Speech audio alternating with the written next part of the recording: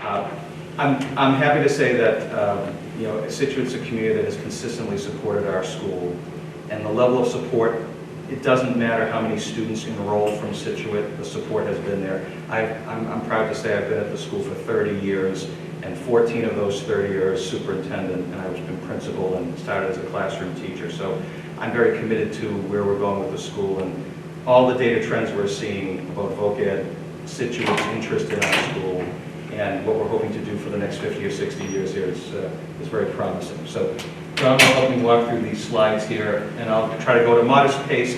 It's a small enough group. Hey, Frank. It's a small enough group that please feel free. There's no wall here, so if you want to interrupt with a question, this isn't that formal an event. So we're on 123 in Hanover, as you know. This is a shot of our existing school, and you might not know that we happen to be the second. We're the second oldest regional vocational school in Massachusetts. The school was chartered in 1960. McCann Tech in North Adams, I know the superintendent out there, I always have to give him, we get to say second oldest, but they chartered that school in like 1959, so when I get to see him, we joke about that. But yeah, folks in Scituate were one of the original 6 communities. Thank you, John. One of the original 6 communities that organized with considerable state investment to form a regionalized vocational school with a very simple premise that little towns like ours, and I live in Hampton, so I live in the district as well, and little towns like ours couldn't deliver multiple in-depth trade programs in their sitting schools with any sense of fidelity, because they might not be able to guarantee that there might be a large number of students to justify the budgetary expense. Hence, a regional model, and our towns in our region started pretty much, we were at the beginning of it all. We're at the highest enrollment in school history, about 687 students. I can remember, again, when I can go back in my own memory as a classroom teacher, I can remember probably having, maybe it was under 500 students. I had my own classroom, and when I wasn't teaching, then no one else shared my room, and it was just my desk. And now every classroom in the building has 2 teachers in it. Everybody shares everything. My wife's a high school teacher, and the idea that you might be on your planning period while another teacher's in your room teaching a full class is, but for us it's normal. It's the normal we've grown into as our school has gotten more popular. And that's something that we'll definitely see an adjustment with, thankfully, with a potential new project. Scituate's enrollment in our school is trending in the same direction as the nation, as the state, and as our region. We are seeing an increase in interest. In fact, I can tell you that in the 2021 report, Scituate's enrollment was 30. And we're going to report next month when we start doing some budget projections. Scituate's enrollment is clocking in at 59 students. So we've seen considerable increases. I do want to underscore how the town when there's an increase in enrollment, it generally means there's an increase in an assessment. So when you look at the town meeting warrant for our school, you can see maybe some percentage increases. And there are years where our numbers ooh, yeah, that 27% increase, yeah, but the town hasn't flinched to support the public education of the families of the kids who want to be here.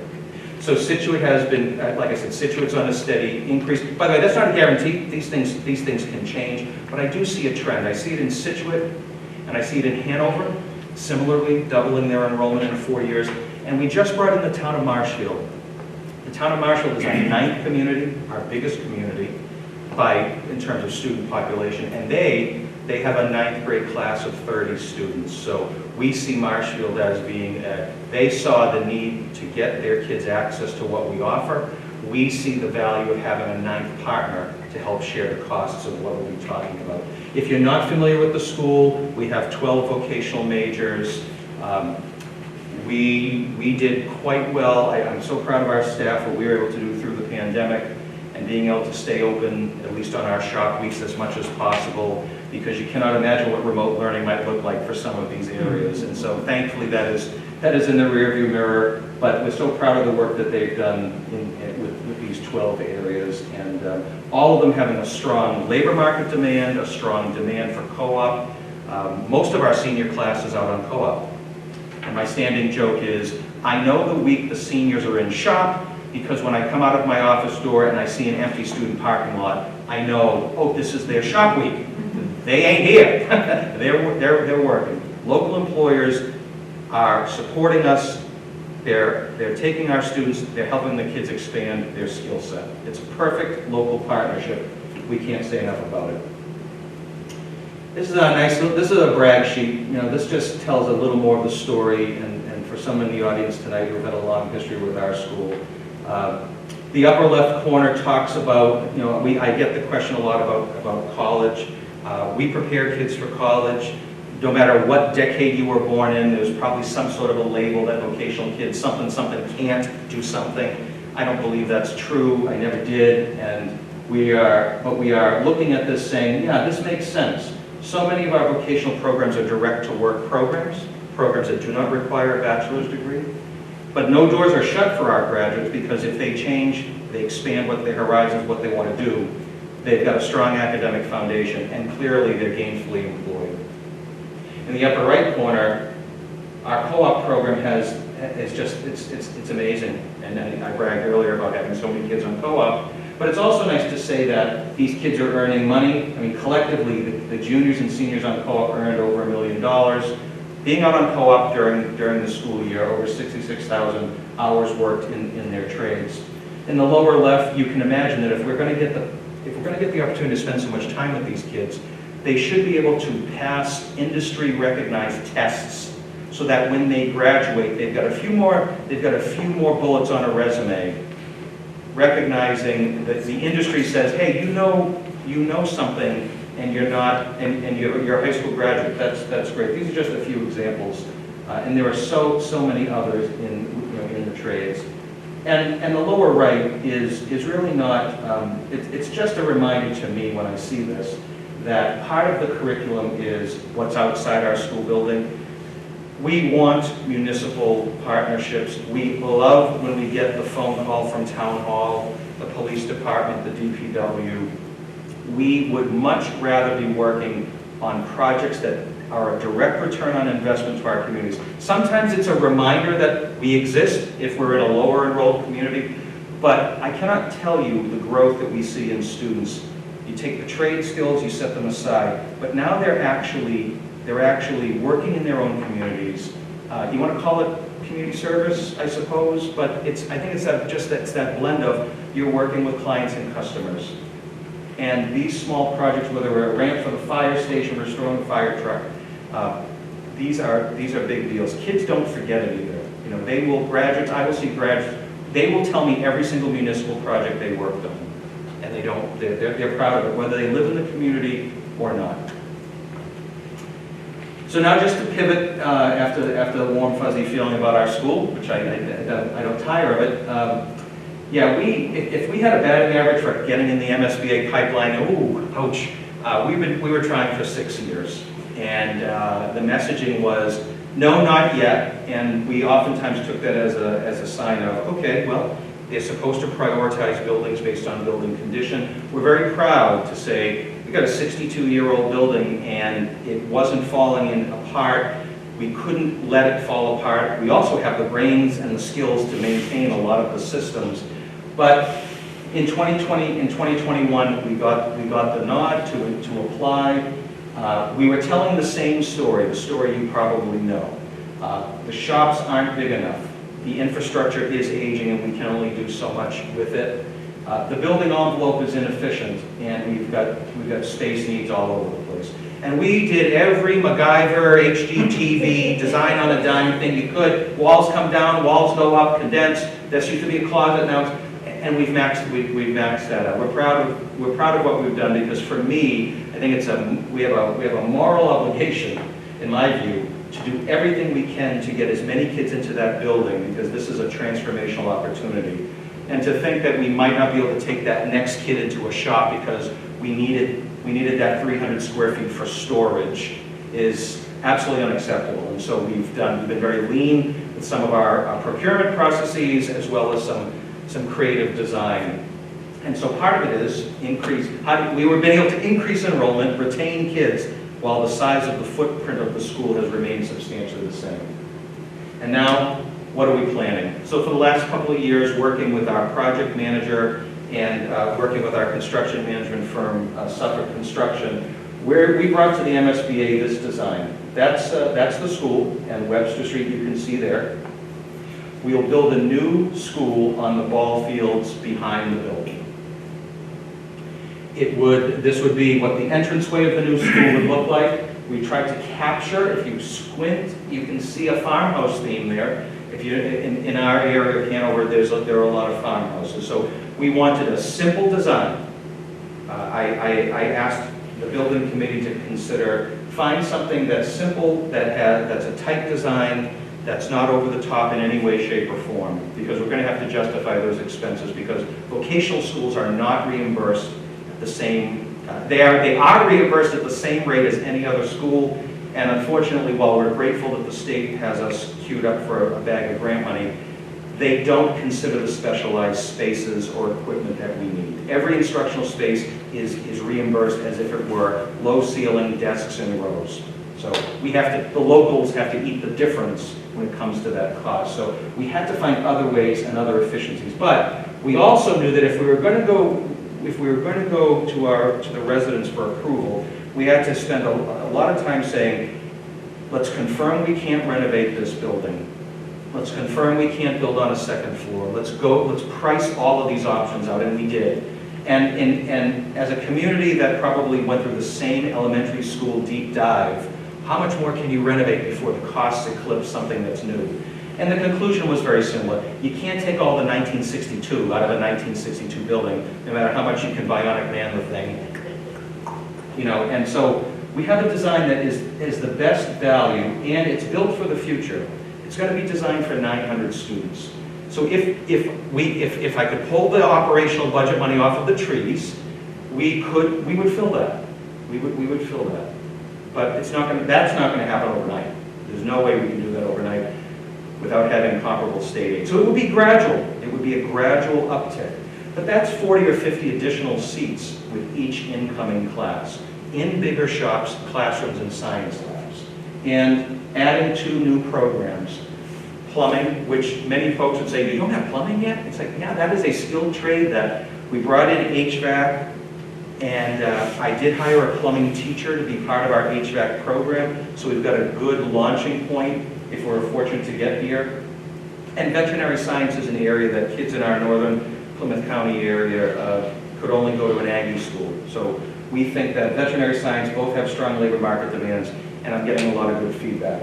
If all goes to plan, we would open this building in the fall of 2028. So that's one of several pictures. I'll pick up the pace here just a little bit. Here's another design here. You can see ball fields in the front, parking lot in the middle. And just to orient you with this picture, our current school is approximately where you see the parking lot in the center of the photo. So 2028 comes around, we've got a new school. We're still the visiting team for every athletic contest that's outside. And then we would demolish and then work on the fields to round out the project. A few other shots we have. Here's a slightly a close-up version. We had to really get into some nice detail here. We own our own buses, and you can see there's a bus there on the side. So we had to make sure that we had the capacity to house our own buses on campus. And that's actually why, in one of the models I'll show you, we have our electrical shop on the 3rd floor because they need a high ceiling. But one of the last changes we had to make was we couldn't put that shop on the 1st floor because it took up too much ground space, and we were tight on parking and with our buses. So we really looked at every possible capacity angle here. The barn-shaped structure on the far right, I'll show it to you in a bit, a little more detail, but that's our gymnasium on the 2nd floor. Again, I've seen it in other schools recent years, but here's an example. You stack your gym. The basketball team will play on the 2nd floor, and that cuts down on the footprint on the ground. Now I'll just walk you through what the 3 floors look like from the inside. The 1st floor, mostly shops. Everything in a light aqua kind of blue color you might be seeing there. You can find the names of our shops: automotive, plumbing, HVAC. We've had a horticultural landscape program for the last 7 years. We'll be able to attach a greenhouse, carpentry, metal fab welding. MET is manufacturing engineering technology. And then the front of the school, if Webster Street is at the top of this screen, here we have 3 service programs facing the public. Left to right, here's culinary, cosmetology, and then veterinary science.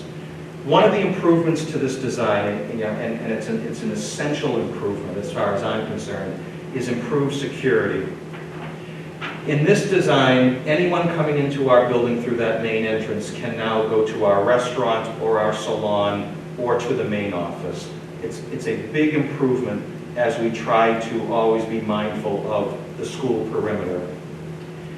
What you'll also see, we'll show some pictures of this. There's what we're calling a multi-purpose auditorium in the lower left-hand corner. I'll show you some photos. That's an auditorium we're a non-traditional school. It's a non-traditional auditorium so that we don't have to always, we're not just building with fixed seats. I'm excited about that because that just once again sends a message that we're not building low-frequency use anything in the building. And then there's a nice dining commons area rather than a four-walled cafeteria in the open space there. We've got some other exterior photos we can show. The second floor of the building, getting a little more traditional. It's not a full second floor. Anything that's in white, that's the roof for all those shops I just showed you. So the second floor is partial second floor, classrooms, science labs. A few of our shops that don't need a high bay, graphics or what we're calling design visual communications. CIT is computer information technology and allied health. And there's the gymnasium. And we're making use of that knuckle space where you see kind of in red a library student commons area. And the third floor of the school, again, partial third floor, there's that electrical shop. Electrical is probably, it's our biggest program in terms of student enrollment, so they needed a high ceiling. So they're on the third floor, near a freight elevator, and they were happy to hear that. So they're okay, near a freight elevator. And then some classrooms. That rounds out how we kind of stack the building for the spaces that we need. And now here's some pictures that unpack what I just said. There's that first floor student commons. So you're looking out to the back of the school property through those windows there. Here's this multi-purpose auditorium. So yeah, the wrestling team, instead of the wrestling team practicing in our cafeteria after hours, that we can retract those seats. So that could potentially hold half the school, so that's like 400 and something seats. So yes, it can serve as the drama club can do their thing, and then the wrestling team can practice, and then horticulture can bring their John Deere tractors in there if they're doing some sort of display or demonstration. We can use it for traditional student assemblies. As it stands right now, if we need an assembly, we're going into the gym, we're setting up folding chairs. I have a lecture hall that used to have 130 seats, and we had to put our library into our lecture hall. This is going back to that MacGyvering of the allied health shop needed more space. We had to shrink the library, move it we had to build like a monster seat area for if you saw it, you'd be, why did you do this? It's like a series of necessary micro steps to get where we're going to be. So it would be nice to have a space that is not identified by any one type of activity. This is space that could be used every single day of the school year. We've got some more detailed photos and some video footage on our project website, SouthShoreTechProject.com. But you would expect to see pictures where here you have the electrical shop, at the top automotive, HVAC, and MET. And while the details may not matter to you immediately, what resonates for me is organization and space and capacity. That's really the theme here. When we talk about having an automotive shop with these bays, what I see as an administrator is if you have too many kids on any one vehicle, the amount of learning, it's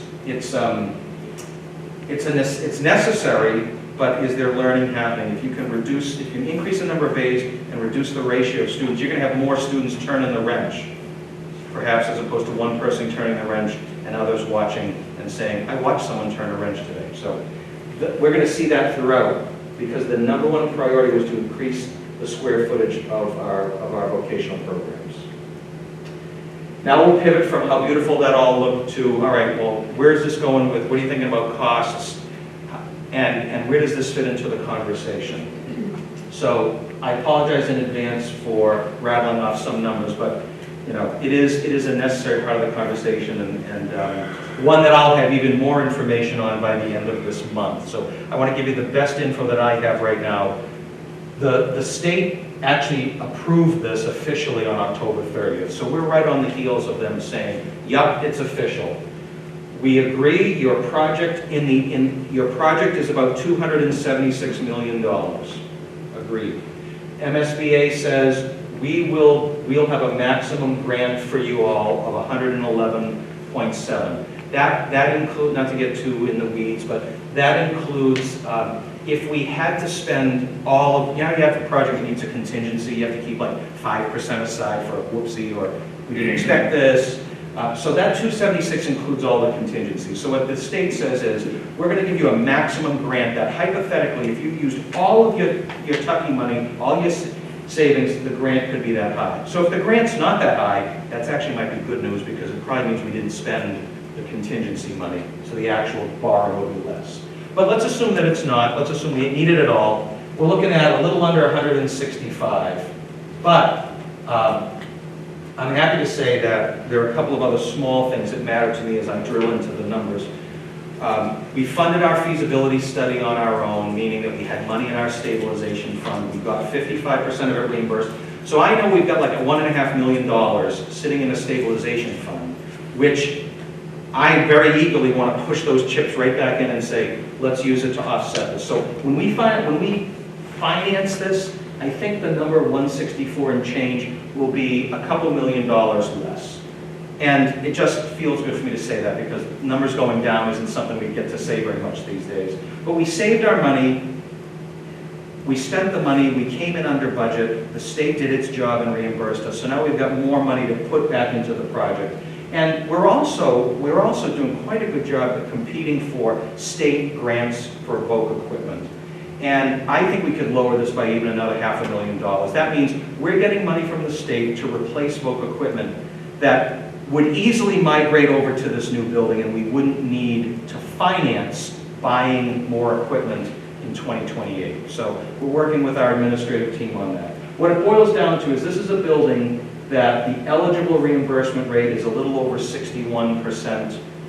But if you followed MSBA projects at all, you know that that number, that sounds lovely, but it's the next number that really matters, which is all the stuff that isn't eligible for reimbursement. So at the end of the day, we're actually quite pleased that about 40% of this overall project would be reimbursed by the state. And believe it or not, for a Voc school, the difference between the eligible and the actual of only being 20% less is one of the narrowest margins. And again, that's not something you put on a poster board, but it's like, that says to me, and what it says to our project team is, we designed something that was tight, we tried to stay within as many of the reimbursement caps as we could, and we didn't have a lot of extras. And so that, there are other projects where the gap might be 30%. And that's true, I guess that's true of any school. You know, you try to stay within those caps, but it's almost impossible. For those interested in what are we looking at for borrowing, that's another important factor. We're working with our financial advisor with Unibank, but we're looking at something that's going to be short-term borrowing for fiscals 26 through 29, so paying interest only. And eventually you'll hear me, or I'll put out in print, or I'll be wherever people want to talk about this, to basically say, okay, this is going to fully roll on to taxpayers for fiscal 2030. It'll start to scale up. Very minimal, and I say this gently, but relatively minimal impact in 26, 27, 28 would be noticeable, 29 and 30. Our school building project will certainly be something that I would expect our communities to talk respectively, individually, about a debt exclusion. You might not need a debt exclusion for fiscal 26 because the amount of borrowing will be very, very small. But most of the communities would say, can we fit this cost under the levy limit? And most of our communities would probably say no, there are too many other competing capital demands.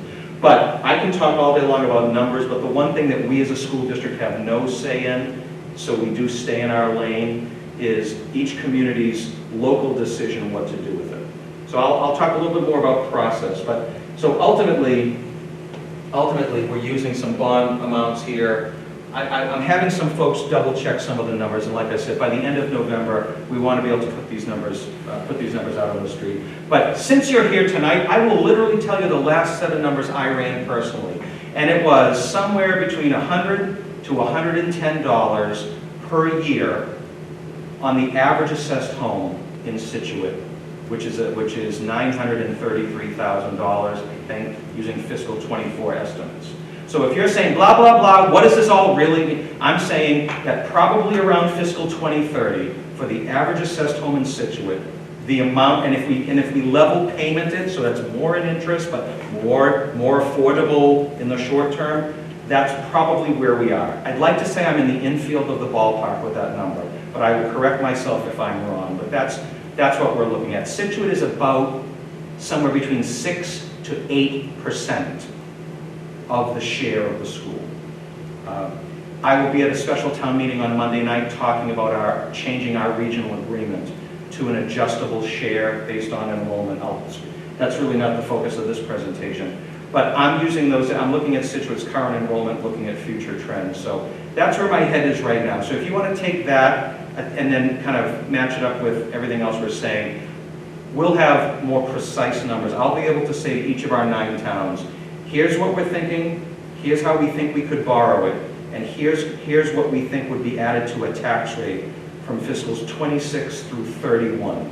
In fiscal 31, the project's over and we've bonded everything. And so maybe so there's an escalator up, and then from fiscal 31 and for the rest of the borrowing it would be flat. Those are obviously important factors for people to know as we move closer. A few other things we're proud of here with this project, just in terms of reinforcing, trying to keep that reimbursement rate as high as possible. I didn't know what a grossing factor was. What's a grossing factor? Well, I was told a grossing factor is the state only allows you to build a building where up to 50% of it is not like direct instructional. The size of your hallways, the size of all your storage areas. Okay, so MSBA doesn't want to see a design where the grossing factor is more than 1.5. Now I start to, at first I'm stifling a yawn like, okay, where are you going with this? Well, Tom, yours came in at 1.44, which apparently is actually a big deal, which is, for some reason, what it says is that we're not building a school that has as many square feet of unused or non-instructional space. So I was like, oh, well, great, that's great. It obviously helps with the bottom line costs. The state gave us a pretty high mark for our maintenance practices. You could be awarded up to 2 percentage points additional reimbursement if you can prove that you do a decent job maintaining what you have. And our project team said, geez, we've not seen anything over 1.7, so I think we broke some new ground there. I'm happy about that. The state, I applaud the state for number 3. They added in 1.05% because we added the town of Marshfield. So that translates into $1.5 to $2 million of a job. Great. And then a couple of green school efficiency targets. So that translates into about $12 million. Now that's not $12 million off of the numbers. This is how we got the number down here. So we're proud of all those factors. We need to continue to send the message to folks that we were taking the cost efficiency part seriously, even if we're spreading out cost amongst 9 towns. Yeah, so this is too busy of a slide, but this is me trying to show some numbers behind the words. At the upper right, the 276, that's like the big fat number. That's everything included, nothing taken off. But then we get to give it a haircut of a couple $1 million to 274. Why? Well, we already paid for feasibility. So we're not going to finance something we already paid for. So we take those numbers and we give it a haircut. And then I'm saying, and this is where I mentioned earlier, I'm thinking that we'll be able to probably lower it even further based on money we have in stabilization and some grant money that we're going to use that we have for equipment. So maybe when all the dust settles, we'll be financing something under 164.7, closer to 162. And yep, I've already mentioned this to you. So this is our project website. You know, the analysis is not complete, but sometimes at some point, if people are asking, you might as well say, look, margin of error, we're still working on it, but if you're looking for a ballpark, that's what we're looking at. But my intention would be to be able to say, what's it going to be the first year? Oh, this much, and then scale it up to fiscal 31. So I would say fiscal 30, 31, that's your high watermark for borrow. Yeah, so we're nearing the end, thankfully. I'm on a road show for special town meetings for the regional agreement, and so Scituate is next up. So I'll be at Scituate special town meeting for that article, and that changes how we're calculating debt share. And we're trying to do outreach as much as we can using social media, but more so meeting in groups like this, public forums, and local town groups that meet. And then we have a district-wide ballot. So all of this leads to asking voters in 9 towns on the same day, on Saturday, January 25th, between 9 and 5. There'll be a polling place in each community, and the voters will be asked, do you support the project or not? And all the votes are tallied, and it doesn't matter about what town you're from. It's the total yeses, the total nos. If the yeses prevail, the project moves forward, and then each town then takes the next step of saying, okay, the VOTEC got approved, how are we going to pay for our share? Okay, maybe fiscal 26 won't be that much of a whack, but we can't ignore it. It's got to be factored in. So the vote that I'm describing in the lower right corner, that's not a debt exclusion. That's not anything other than do the voters in our community support the project. And depending on that answer, if someone wants to ask me what happens if it doesn't pass, of course we have to be realistic and think that through. And part of what we're preparing a presentation on as we get deeper into November is we want to be able to show folks that Plan B would involve a rather expensive code upgrade that would have no MSBA reimbursement. And what I think we'll be able to show reasonably is to renovate and upgrade a fully occupied vocational school would take longer. It wouldn't be an overnight thing. The sky's not going to fall. But what we're going to try to show folks is reasonably, if you were to say fast forward 7 or 8 years from now and ask, where would we be if Plan A passes? Where would we be on Plan B? It's remarkable. We think that the actual expenditure could be close. I don't think it will be more, but I think it will be relatively close to what we're proposing here. But that's something we want. We anticipate being asked that question because taxpayers want to know where their money's going, and they do want value for their money, and we want to be able to lay out what we think that would look like. As much as we don't want to dwell on it, we have to be responsible and look at it. Yeah. So that's all I have. I appreciate you listening. I hope you might have a few questions. We can go back to some slides or anything you might want to talk about. Tom, is the vote in January, is that binding on other towns? It is. So kind of like when we have an annual budget, and when we bring an annual budget forward, the state law says if you get 2/3 of the towns to approve their assessment, the budget is considered approved. So every town is obligated. So it's got a flavor of that same law. So basically the answer is yes. If that vote in January passes, every town is obligated, and now it's up to the town to decide how would they want to fund their share of it. And we as a school district would be the ones responsible for doing the borrowing. I know from talking to folks in our communities that, and I've said to school committee members that one of the things we would do if we get this project is I would want to bring financial teams from our towns together to talk about a borrowing model. We can come up with any borrowing model. Let's do level principal, and it'll be way more expensive, and it'll save on interest. Or what is the market going to look like? What are rates going to look like in 2030? These projections, you could easily poke holes in any kind of model. Like, how do you know what the bond rate is going to be in 2030? So we make some educated guesses based on some forecasting. But wherever it is, Frank, your question's an appropriate one because, yeah, it moves forward. We would borrow about $11 million in the first year to continue to do design development. And that $11 million would trigger about $350,000 of interest. And that $350,000 of interest Situate's share of that might be like 5 or 6%.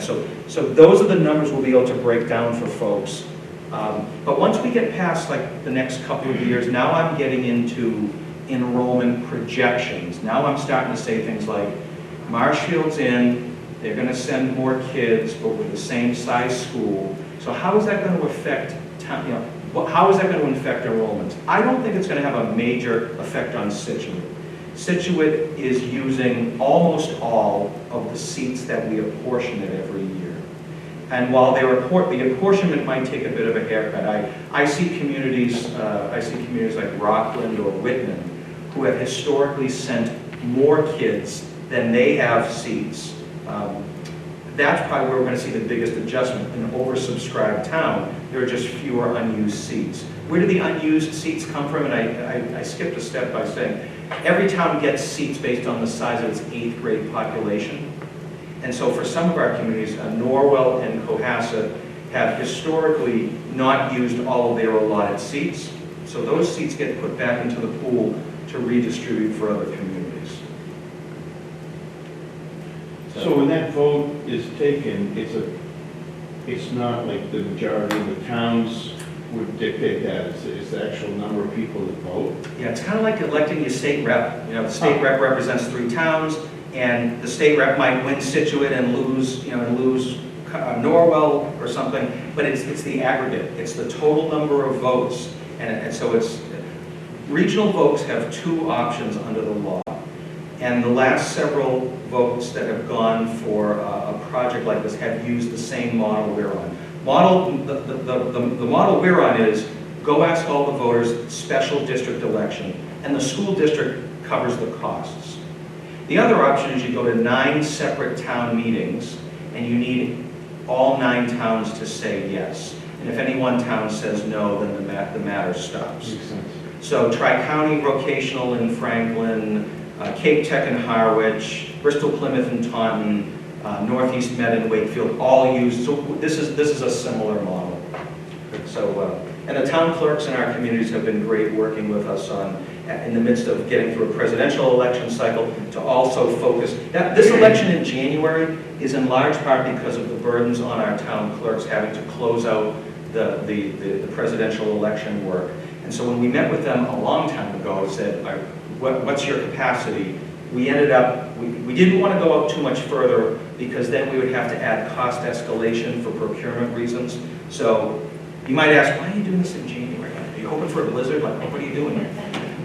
But it was really the idea that we could have done it any time after October 30th, after the MSBA gave us the approval, but so that's why we landed at the date we did. And so it's in person and absentee ballot. Those are the 2 options for a special district election.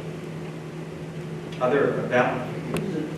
Is the vote a simple majority or is it a percentage? It's a simple majority. Yep, all the votes, 50% plus 1, will determine the outcome. For the shops, the veterinary, will that be open to the public, like culinary and studios? Yes, that's our plan. We see graduates. If we get the project, the first thing we do is form an advisory committee, but we anticipate getting a lot of interest from local employers and veterinarians to assist us.